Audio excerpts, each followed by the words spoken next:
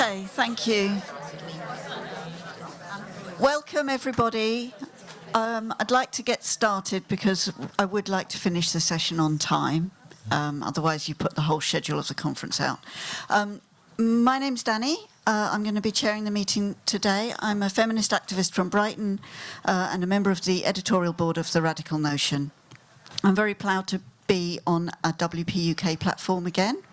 And I'm grateful to them for 5 years of principled, organised campaigning, enabling women to have a voice on issues of sex and gender in law and policy.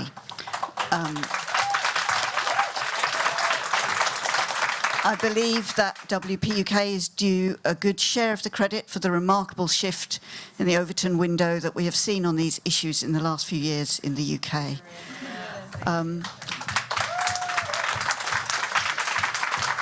We're holding this panel because we think it's important and necessary for feminists to discuss our strategic choices. And where better to have that vital discussion than here at FiLiA? Yeah. Yes. And many thanks also to the FiLiA organisers for making this space. I know that there will be a range of opinions and views in this room, and that's great. Respectful disagreement is a political necessity. As Raquel Rosario Sanchez said at the opening plenary, this is how we learn. This is part of the work of developing our ideas. And disagreeing well takes some courage and some skill. Social media is designed to fragment and undermine the trust and connection that makes good faith disagreement possible. So this, here in real life, is a precious opportunity to hear each other without those barriers. Let's not waste it.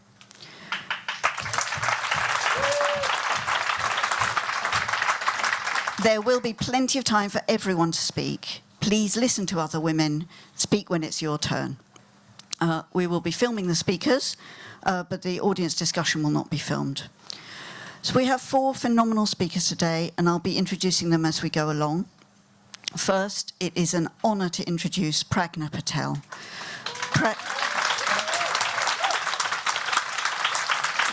We're not actually going to get through it all if you clap every 5 minutes. Pragna is the ex-director and founding member of South All Black Sisters Advocacy and Campaigning Centre and Women Against Fundamentalism.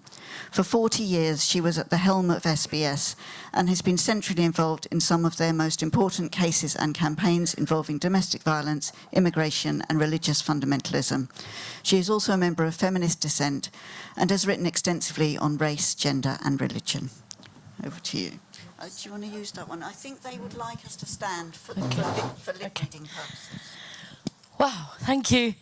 It's an absolute honour to be here and sharing this platform with these really illustrious women. I think it's really difficult to know where to start. It's kind of left, right, wither feminism, you know. I think if ever there was a time to take stock of where feminism is heading, surely it's now.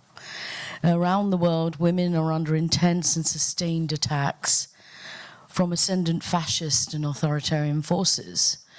These forces have become emboldened by the triumph of unbridled free market capitalism and the widening socio-economic disparities that has deepened the divide between wealth and that has increased disparities in wealth and power. These authoritarian and fascist forces have also ushered in a politics of hatred, intolerance, and violence that is driven by fear of the other, and holds sway as governments themselves become complicit in, if not drivers, of new forms of terror and censorship. In Europe, the far-right target migrants, Muslims, Roma, and other minorities who are perceived to threaten their monocultural and ethno-nationalist worldview, whilst the religious right denounce secularists, humanists, atheists, other religious and sexual minorities, as well as women.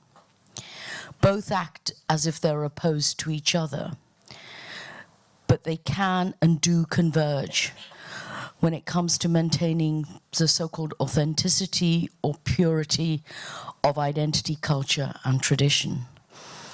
What they have in common is the desire to protect their extremist ideologies by suppressing dissent, if necessary, by eliminating altogether those who try to promote the idea of our shared common humanity and the universality of human rights.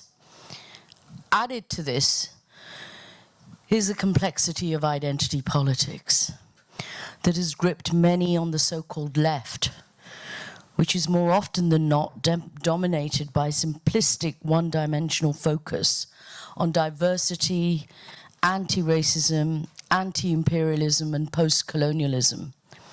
It is a framework that recognizes state-generated terror, oppression, and authoritarianism from above, but allows little or no room to critique authoritarianism from below. The logic of such politics is also divisive, since it too rejects universalism and descends into a form of moral absolutism in which internal critique is suppressed. In the face of these developments, where should feminism position itself? How can we avoid feminism becoming a vehicle for the reinvigoration of a hyper-masculine form of patriarchy and authoritarianism? My response is that we build an autonomous political home of our own.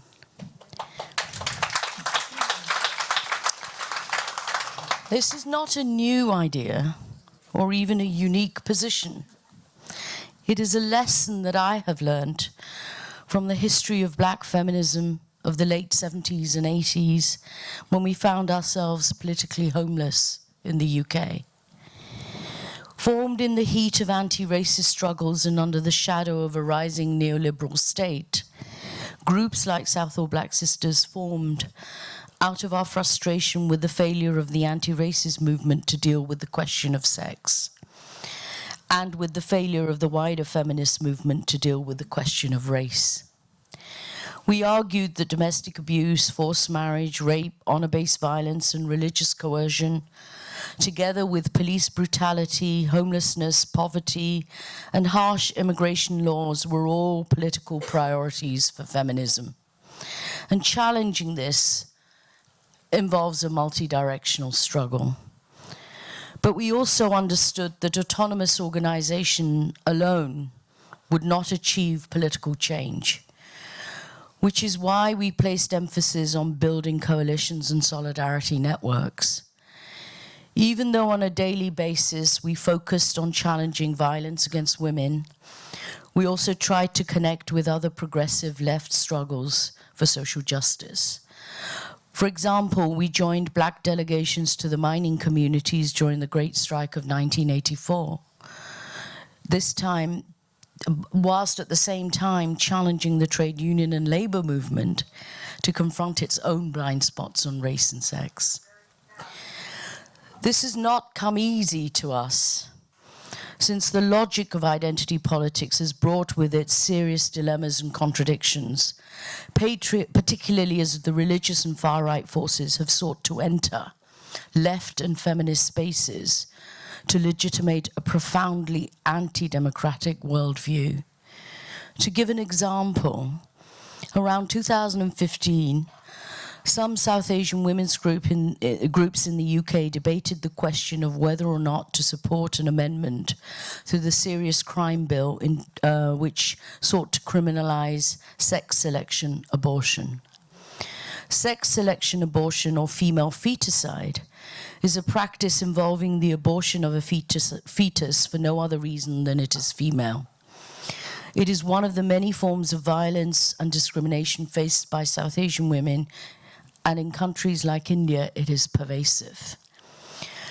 At the time, there was some anecdotal evidence to suggest that the practice was taking place in South Asian communities in the UK, but there was no hard evidence of its extent.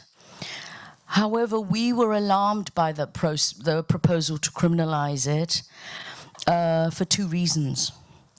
First, quite apart from the fact that there were evidential problems, there was no corresponding measures being proposed to ensure more specialist services to protect and support women, or to ensure better screening and risk assessments around reproductive coercion in routine medical examinations of pregnant women. We argued that the protection of women could be better achieved through a safeguarding framework as opposed to a criminalization framework, and that the practice needed to be considered within a broader context of gender discrimination, including domestic violence and honor-based violence. But our second and perhaps more significant concern was that many of the groups calling for the criminalization of sex selection abortion publicly claimed that they only wanted to clarify the existing law on abortion. But in reality, the issue was being used to bring in abortion limits by the back door. It was driven by the pro-life Christian right lobby, whose spokesperson was Nadine Dorris. Since at least 2012, she has often led campaigns on limiting the legal limit for abortion. In this instance, she was supported by Hindu and Sikh fundamentalist groups who claimed to be moderates, but who are anything but. They had quietly gone about using the state's multi-faith policies to communalize identities and to promote an agenda that threatened the rights of women and suppressed progressive struggles. So it was clear to us that the issue of sex selection abortion was being hijacked by the anti-abortion religious lobby, whose long-term agenda was to limit women's rights to abortion. People like Fiona Bruce MP, who proposed the explicit prohibition of sex selection abortion, and other right-wing forces use the feminist language of choice and sex discrimination, in effect to subvert the feminist goals of freedom and autonomy. To make matters worse, at the same time, dubious statistical evidence in support of the criminalization of sex selection abortion was produced by right-wing organizations such as the anti-immigration think tank Migration Watch. They too were using sex selection abortion to justify their extreme immigration policies. And whilst both forces on the right had different rationales, they came together in an alliance that spelt profound dangers, not just for Asian women, but for all women.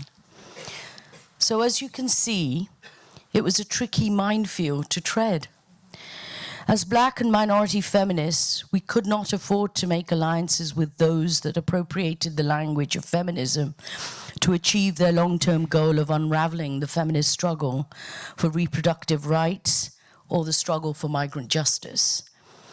This is why I strongly believe that as feminists, we must create our own autonomous movements to understand how experiences of choice and coercion on issues to do with reproduction play out differently amongst different groups of women, both locally and internationally, and to find ways of knitting these experiences together within a wider framework of democratic rights and in solidarity with each other.